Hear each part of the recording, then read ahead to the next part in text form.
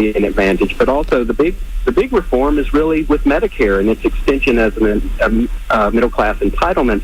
The block grants could allow for different localities, states that is, to shape their programs as they think they're best suited to their population. So I realize these are reforms that the left does not like, and there's a debate to be had about that, but I certainly think there's a lot of room for changes. But didn't a lot of the states have the option of taking more money and running bigger programs and choose not to do that? So one important clarification for listeners, what Ian is talking about is Medicaid, which is the joint state-federal health insurance program for the poor, not Medicare. Medicare is the program that is not really the subject of the changes proposed in the AHCA. It's Medicaid. But states did have the option of taking this expansion or not taking the expansion. And the woman who is running that program worked for Vice President Pence and actually cut down on Medicaid in their state, in Indiana. Well, Indiana actually took the Medicaid expansion. They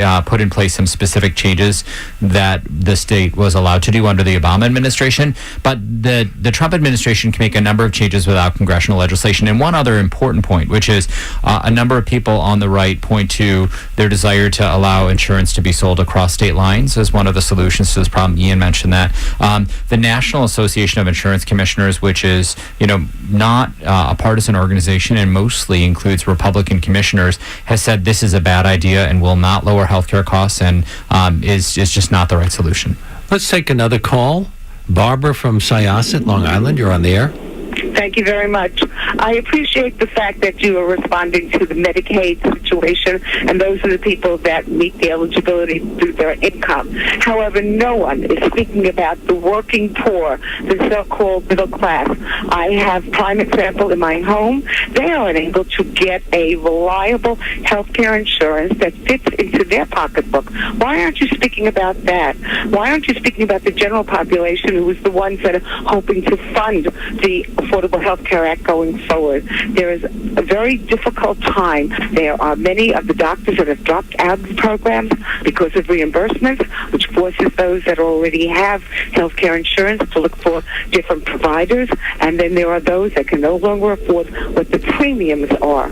I'd like to hear your points on that. But, Barbara, you seem to be annoyed that we haven't addressed it. Well, why did I put you on the air, Barbara? No. I thank you. I'm annoyed at the fact that I thank you very much. I want you to know also that I have called across the aisle senators, and I have left questions, and I have also asked if this is the law of the land. Why then are those who are in office not subscribing to this as well as their health care benefit package programs? John or Charlie, you want to respond? John? Yeah, I'll take that from a political standpoint. I mean, what she's essentially talking about is expanding the scope of the law, and that means more money. And frankly, there isn't any political interest among Republicans in the House or likely the Senate to do that right now. And the president isn't talking about that. And so I think that's why she's not hearing about it, because politically there's just not much interest in doing that. Affordability is a huge issue, whether you're covered by the Affordable Care Act or you're not covered and your income is too high. People are struggling to pay for health care costs, even though we've put